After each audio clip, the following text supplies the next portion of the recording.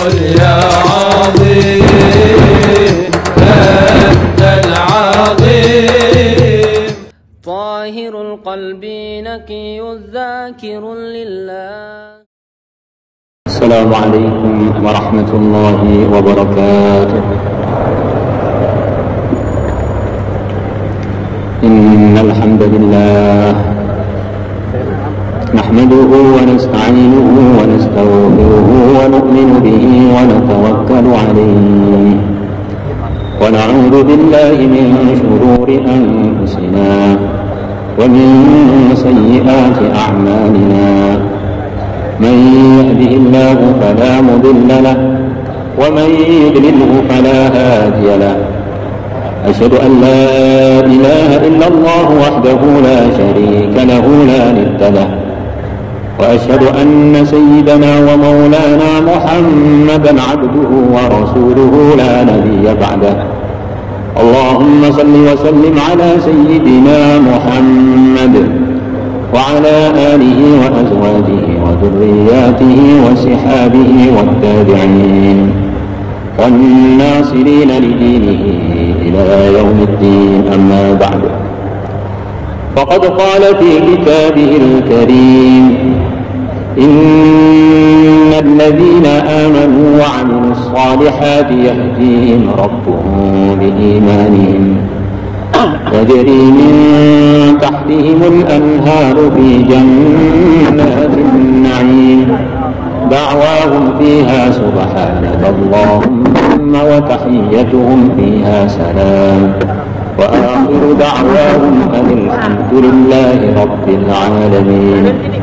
وقال النبي صلى الله عليه وسلم: لا تقوم الساعة حتى لا يقال في الأرض الله الله. Hadirin yang kami muliakan, tidak ada perkara yang lebih penting untuk selalu kita bicarakan, kita usahakan, kita perjuangkan, kita pertahankan, melebihi urusan keyakinan, urusan iman.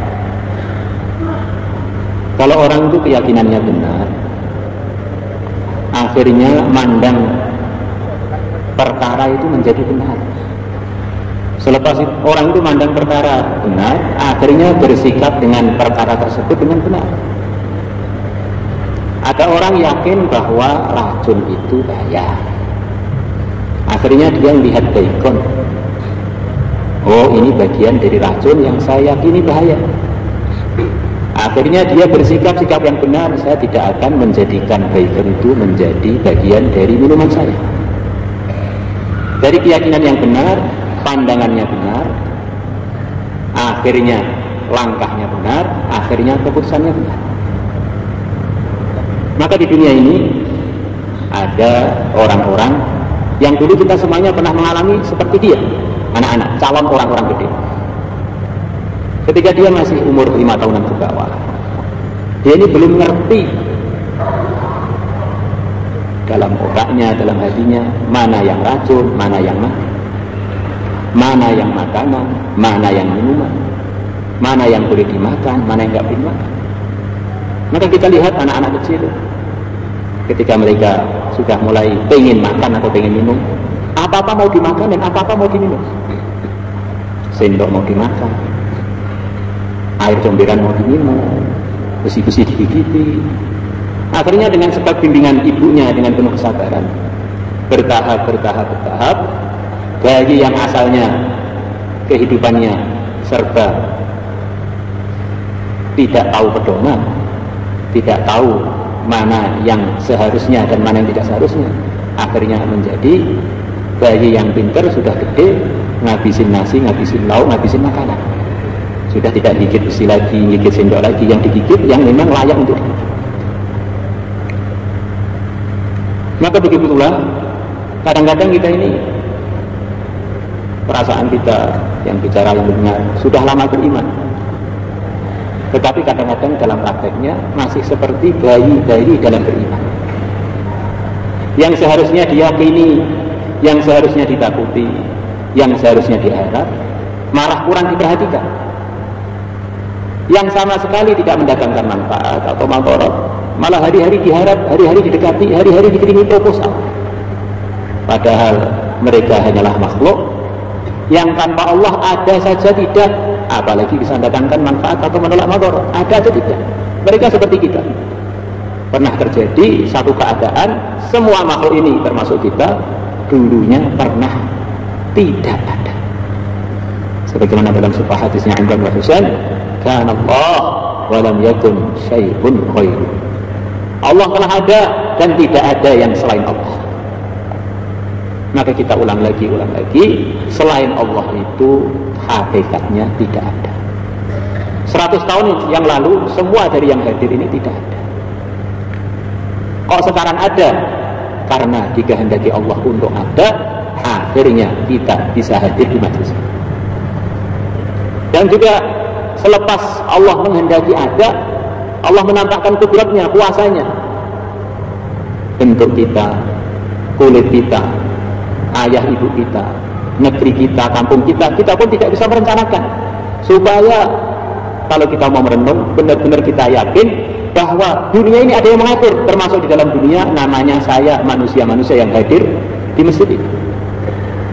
Wa fi anfusikum afala tubsirun. Dan dalam diri kalian ada bukti-bukti keesaan Allah, ada bukti-bukti pengaturan Allah, ada bukti-bukti keputusan-keputusan Allah. Apakah kalian tidak melihatnya, tidak memikirkan?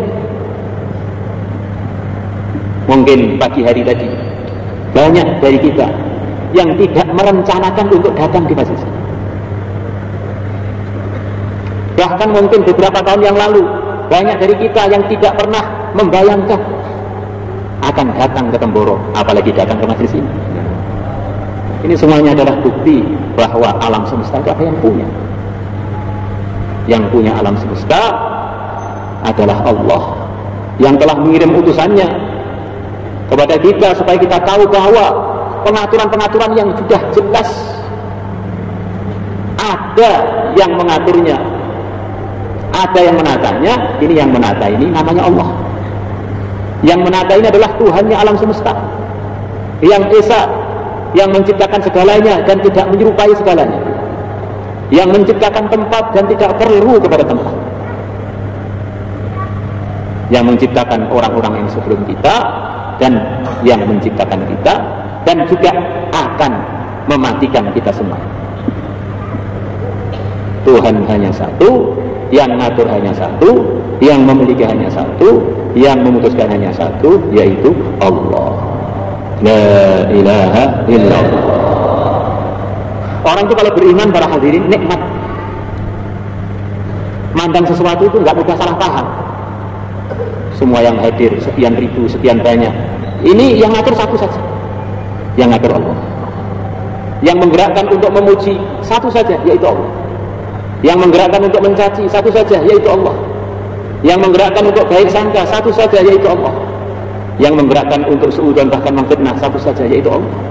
Akhirnya sebetulnya masalahnya hamba itu hanya dengan Tuhan.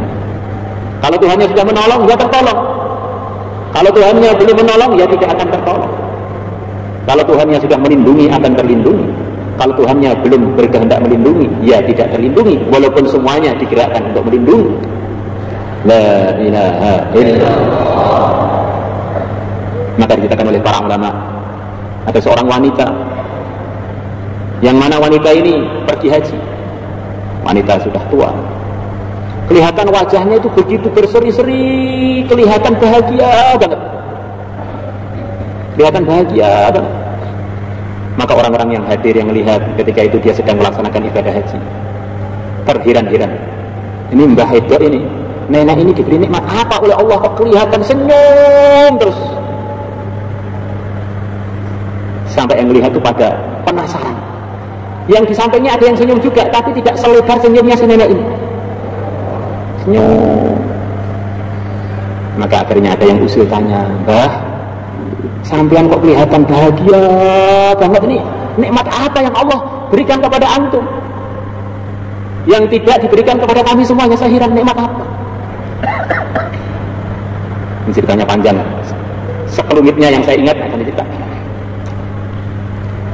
Kata nenek tadi, saya diberi nikmat iman, nikmatnya pol. Mungkin punya harta yang biasa banyak, enggak ada. Nikmat iman. Mungkin punya anak-anak yang saya tidak. Ada, saya enggak punya anak. Mungkin punya suami yang ganteng, yang sayang, saya enggak punya suami.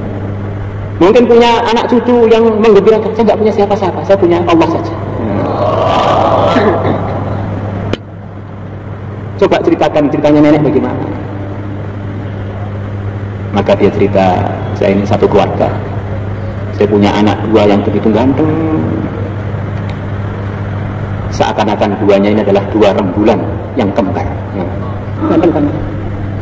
Maka pas Idul Adha, anak saya itu melihat ada penyembelihan kurban.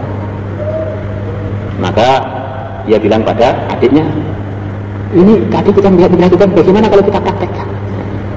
Akhirnya adiknya jadi hewan kurbannya, dia bagian nyembelih. Akhirnya adiknya disembelih, mati, disembelih. Akhirnya kakaknya yang nyembelih itu terkejut, loh ternyata mati beneran. Akhirnya kakaknya lari, dikejar oleh ayahnya. Kakaknya tergelincir, mati. Suaminya saking susahnya, anaknya hanya dua, mati sekalian. Saya paham itu semuanya dari Allah. Ujian saya begitu indah, ini berarti Allah begitu sayang pada saya.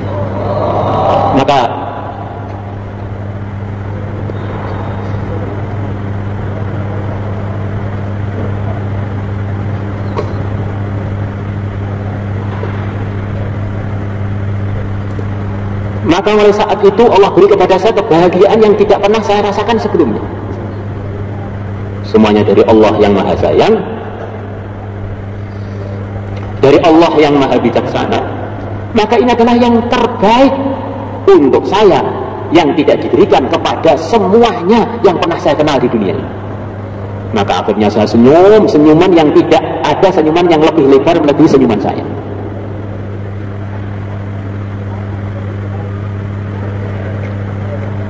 Hadirin yang dimuliakan Allah Subhanahu wa taala. Maka waktu kita bahagia, ingat ini dari Allah. Siapa yang bahagia kemudian menisbatkan nikmat tersebut kepada Allah, dia ingat nikmat itu dari Allah, bukan dari usaha saya. Maka Nabi mengatakan Allah akan mengekalkan, akan mengawetkan nikmat tersebut. Masya Allah, nikmat ini adalah dari Allah, dari kehendak Allah, bukan dari saya. La quwwata illa billah, bukan dari usaha, dari kekuatan saya, ini dari Allah.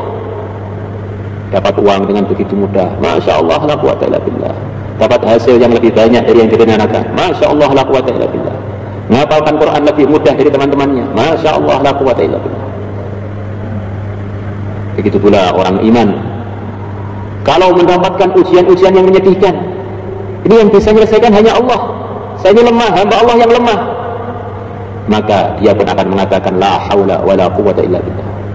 Aku tidak bisa berupaya apapun, saya tidak bisa, tidak mampu apapun. Yang mampu hanya Allah saja. Siapa yang sedang susah kemudian dia banyak mengatakan la haula wala quwwata illa billah, Allah akan suka dengan sikapnya. Maka Allah akan datangkan solusi pada dia, solusi dari tempat, dari perkara, dari hal yang dia tidak menyangkanya akan terjadi solusi dari hal tersebut. La ilaha illallah. Itulah diantara cerita seorang sahabat yang anaknya telah diculik oleh orang kafir. Ibunya nangis memikirkan kondisi anaknya, gimana anak saya hilang ditangkap orang kafir. Orang kafir orang nggak beriman, mungkin nggak sayang dengan anak saya. Maka suaminya datang pada Nabi, ya Rasulullah SAW, anak kami telah diculik oleh orang kafir. Istri saya nangis terus minta arahan. Maka oleh Nabi, beliau dengan istrinya suruh mengulang-ulang kalimat iman, kalimat untuk meluruskan keyakinan, mengulang keyakinan, memantapkan keyakinan, memegang keyakinan. Aktsira min qauli la haula wala quwwata illa billah. Kalian berdua perbanyaklah wiridan la haula wala quwwata illa billah. Bahagia suruh ingat Allah, susah suruh ingat Allah. Susah ini dari Allah, yang bisa menyelesaikan hanya Allah. Kalau kita ingin kesusahan kita itu diselesaikan oleh selain Allah, sama aja kita ini belum paham selain Allah itu siapa. Selain Allah itu mirip kita, nahan ngantuk tidak bisa, nahan tuanya nggak bisa, nahan matinya nggak bisa, nahan kencing dan beolnya nggak bisa, nahan datangnya udan juga nggak bisa. benar-benar lemah. Orang yang lemah kok kita harap tuh apakah itu nggak salah paham? Sebagaimana kalau ada orang curhat pada kita, walaupun itu istri kita, minta ini minta itu, berapa persen yang bisa kita tunaikan? Itu pun juga nggak bisa kita tunaikan. Hakikatnya itu semua juga dari fasilitas-fasilitas yang telah Allah titipkan kepada kita. Maka kata para ulama, orang itu kalau kenal dengan dirinya, akhirnya kenal dengan Tuhan. Diri saya ini lemah, selain saya ini, selain Allah lemah semua makhluk. Nuntut orang begini, nuntut orang begitu, padahal kita kalau dituntut juga nggak mampu buat apa. La ilaha illallah. Maka telah datang para sahabat kepada yang mulia Nabi besar Muhammad SAW. Mereka curhat kepada Nabi, ya Rasulullah, irtafa'atul as'ar fama tursiduna au kama ja'a fil hadits. Ya Rasulullah, harga-harga pada naik, apa arahan Tuhan kepada kamu? Yang mulia Nabi besar Muhammad SAW bersabda, Allahu huwal musa'id. Yang menentukan harga itu hakikatnya Allah, tawajuh kepada Allah. Jangan nyalahkan sana, nyalahkan sini. Harga semahal apapun kalau Allah tolong kita, kebeli juga. Harga semurah apapun kalau Allah nggak tolong kita, nggak kebeli. Nah, berapa banyak barang-barang murah, bahkan besi-besi rongsok kita nggak bisa beli. Berapa banyak barang yang mahal-mahal Allah kalau tolong seseorang, kebeli juga. Solusi dari semua permasalahan adalah kembali kepada Allah. Bahkan solusi biar kebahagiaan tidak menjadi kesusahan adalah ketika bahagia ingat kepada Allah. Di dunia ini kata sebagian ulama, ini khusus untuk yang sudah menikah, tidak ada nikmat yang lebih mirip dengan nikmat surga melebihi ketemunya suami dengan istri. Bagi yang belum menikah nggak usah didengar. Kalau perkara itu halal, pahalanya besar, menerangkan hati. Tapi orang tengah-tengah bahagia begitu itu kok lupa Allah. Setan ikut di dalam pertempuran tersebut, Pak. Akhirnya kalau terjadi anaknya mengandung unsur terkontaminasi dengan syaitan. Suruh ngasih ngantuk, suruh ngeluyur melek, masya Allah. Orang sedang bahagia dalam perkara halal, lupa ingat Allah. Di dalam kebahagiaan itu datang musibah. Demit ikut di situ, itu akhirnya anaknya mengandung unsur gendruwo. Kullu amrin dhi balin la yubda'u bi bismillah fahuwa aqwa. Semua perkara yang baik, bukan perkara buruk para hadirin, yang tidak dimulai dengan menyebut nama Allah, putus dari barokah. Kalau perkara buruk itu sudah nggak ada berkahnya, yang ada ya dosanya, adanya salahnya. Ini perkara baik tapi nggak ingat Allah ketika memulainya, jadi masalah, putus dari kebaikan. Putus dari berkah maksudnya asalnya baik jadi nggak baik, bukan? Seperti ketemu dengan istri tadi, sangat baik tapi lupa bismillah, anaknya kena serum-serum setan. Begitu tengah-tengah ketemu dengan istri, ingat Allah, bismillah, Allahumma jannibna jannib syaitan bima razaqtana. Kemudian terjadi anaknya tidak akan digoda syaitan selamanya. Jadi permasalahan-permasalahan kenapa remaja yang sekarang remaja sudah jadi orang tua, dan yang tua sudah banyak yang wafat juga, ini ujung-ujungnya karena waktu dapat nikmat lupa Allah. Kita kadang-kadang minta solusi ketika kita sudah kena masalah. Tidak kena masalah itu kalau nggak wiritan itu jadi masalah. Bahagia yang tidak disertai ingat Allah itu jadi masalah. Masalah yang disertai ingat Allah jadi akhirnya jadi pahala, jadi berkah, jadi tobat, jadi macam-macam anugerah. Maka itulah yang dikatakan para ulama, man wajadallaha wajada kulla syai' wa man faqadallaha faqada kulla syai'. Barang siapa mendapatkan ridhonya Allah, mendapatkan Allah, maka dia telah mendapatkan segalanya. Barang siapa kehilangan Allah, kehilangan ridhonya Allah, kehilangan hubungan baik dengan Allah, dia telah gagal total. Maka langkah pertama para hadirin untuk memperbaiki hubungan dengan Allah, kita ulang lagi, saya ini adalah hambanya Allah yang telah diberi tugas untuk mengamalkan agamanya Allah. Bahannya untuk mengamalkan itu adalah mulai ujung kuku saya sampai ujung rambut saya, disertai waktu saya dan kehidupan saya. Ini semuanya adalah titipan. Maka saya menggunakan mulai rambut sampai ujung kuku harus minta izin dulu kepada Allah.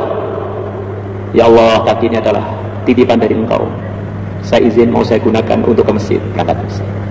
Saya izin mau saya gunakan untuk cari rezeki yang halal, pergi ke sawah. Saya izin mau saya gunakan untuk nyetir pintor, untuk cari rezeki yang halal. Akhirnya naik pintor itu ingat Allah. Bukan naik pintor bawa surat, malah ingat ini siapa cantik enggak. La ilaha illallah. Itulah yang dikatakan Sayyidina Umar, ingat Allah adalah obat, lupa Allah itu penyakit.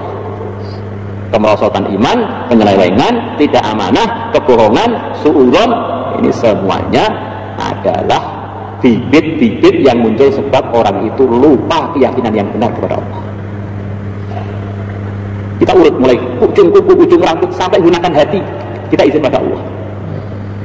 Kita melihat orang beriman, perintah Allah kepada kita, kepada orang-orang beriman adalah berhusnudzon. Ini adalah teman saya resmi, saudara saya resmi dari Quran, firman-Nya Allah, innamal mu'minuna ikhwah, sesungguhnya orang beriman adalah bersaudara. Arahannya agama yang dibawa oleh Rasulullah adalah kita baik sangka kepada saudara-saudara muslim. Al-asru bara'atu dhimmah, praduga tidak bersalah.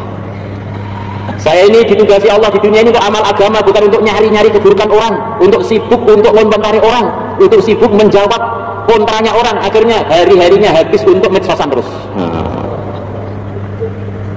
Dengan yang pro sekian waktunya, dengan yang kontra sekian waktunya, akhirnya untuk dirinya dengan Allah sampai lupa kapan waktunya untuk peningkatan kedekatan hubungan kita dengan Allah. Mau gunakan mulut, izin dulu kepada Allah. Ya Allah, mulutnya adalah titipan dari Engkau. Saya izin saya gunakan untuk baca Quran. Saya izin saya gunakan untuk baca tasbih. Saya izin saya gunakan untuk bayan. Saya izin saya gunakan untuk, nanti akhirnya kita mikir, untuk menggunjing Allah nggak ridho. Saya gunakan untuk merokok, kira-kira gimana? Seterusnya. Ini rasakan. Diri kita ini adalah semuanya khalifah. Allah Subhanahu Wa Taala menggelari kakeknya seluruh manusia sebagai khalifah. Padahal di dunia hanya beliau dan istrinya saja. Pasukan nggak punya, negara mau jadi presidennya siapa? Tentara belum perlu, belum ada orang kecuali beliau dengan istrinya. Tapi kenapa sebutannya khalifah? Maka kata sebagian ulama termasuk Imam Tabarani kalau saya nggak salah nukil, khalifah itu adalah orang yang diberi tugas untuk ngatur kehidupannya sesuai dengan ridhonya Allah. Bahannya ya badan dia dan kehidupan dia dan waktunya itu lengkap badannya. Maka nanti yang kaya, yang miskin, rakyat, yang pejabat, semuanya itu akan ditanya yang sama. Sudah menunaikan amanah sebagai hamba Allah atau belum? Man rabbuka, man nabiyuka, man dinuka, man ikhwanuka, man kita buka. Pertanyaannya, kesimpulannya, kamu sudah menunaikan amanah sebagai hamba yang taat 24 jam kepada Allah atau belum? Imannya sudah benar atau belum? Amalnya sudah benar atau belum? Kaya miskin, sawah luas nggak punya sawah, laku nikah nggak laku nikah, dihormati atau tidak dihormati, itu adalah ujian bagi para khalifah yang sedang bicara dan yang sedang mendengarkan. Kita ini adalah kumpulannya para raja. Kerajaannya adalah diri kita masing-masing. Jadi kalau kita melihat teman kita ini raja. Ini raja. Akhirnya kita menghormati, ini raja besar, minimal kerajaannya 10 kali lipat dunia. Maka kita harus punya etika, karena ini kerjasama dengan raja. Maka kalau kita punya etika, ini hamba Allah, mereka juga, kalau saya salah dengan mereka, salah dengan Allah. Kalau saya benar dengan mereka, baik hubungan saya dengan Allah. Akhirnya hubungan antar kerajaan itu menjadi benar dengan sebab iman yang benar tadi. Langkah pertama, perbaikan iman. Ulang lagi. Kemudian yang kedua, hadirin yang dimuliakan Allah Subhanahu Wa Taala, penataan hidup mulai ujung kuku sampai ujung rambut, mulai urusan hati sampai urusan anggota tubuh dan urusan lidah. Ini aturan yang diridhoi Allah, sudah sempurna disampaikan oleh yang mulia Nabi besar Muhammad SAW kepada umat. Dia adalah panutan kita. Ikut beliau adalah ikut panutan yang telah diresmikan oleh Allah. Laqad kana lakum fi Rasulillahi uswatun hasanatun liman kana yarjullaha wal yawmal akhir wa dzakarallaha katsira. Rasulullah adalah uswah bagi kita, panutan bagi kita. Man yuti'ir rasul faqad ata'a Allah. Yang taat kepada Rasulullah berarti telah taat, sungguh telah taat kepada Allah. Nabi menjamin taat kepada saya pasti surga, tidak taat berarti memang nggak mau masuk surga. Maka penataan hidup kita 24 jam, mulai potong kuku sampai potong rambut, disesuaikan dengan apa yang telah dibawa oleh Nabi, yaitu berupa aturan ketundukan sebagai hamba Allah, aturan Islam. Aslama yuslimu islaman bahwa muslimun. Aturan ketundukan yang bersumber dari iman yang benar. Saya ini hanya hamba Allah, saya ini adalah hamba Allah, saya tidak berhak untuk ngatur diri saya kecuali dengan aturan-aturan yang diridhoi oleh Allah. Muslim orang yang berserah diri.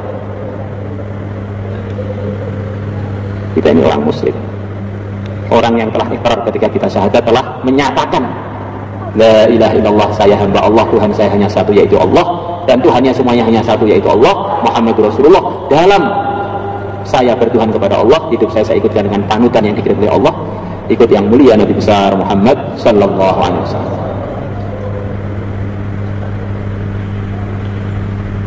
Salam kita semuanya nyata hadir.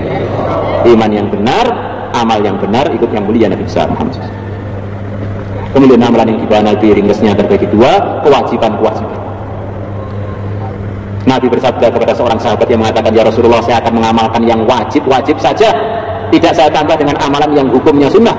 Nabi mengatakan kalau dia jujur dalam perkataannya, Allah akan masukkan dia di surga bersama para anbiya dan bersama para syuhada.